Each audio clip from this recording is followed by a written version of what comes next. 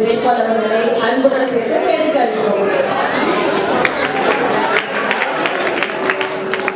வணக்கம் வணக்கம்.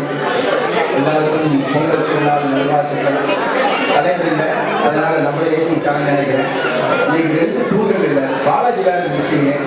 அவர் ஆண்டிட்டு ஏர்போர்ட்ல இறங்கினோன்னு வந்து கலந்துக்கிறேன்னாரு. உங்களுக்கு அனைவருக்கும் பொங்கல் திருநாள் நல்வாழ்த்துக்கள்.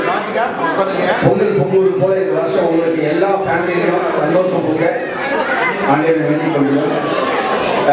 நம்ம ரொம்ப வருஷமா நம்மளுக்கு குக்கிங் பண்றவங்களுக்கு ஒசரம் ஒரு ஆனர் பண்ணணும்னு நினைச்சோம். அவங்க தான் எல்லா டைமும் ஒரு 15 வருஷமா தமிழ்ச்சண்டை நடக்கும்போது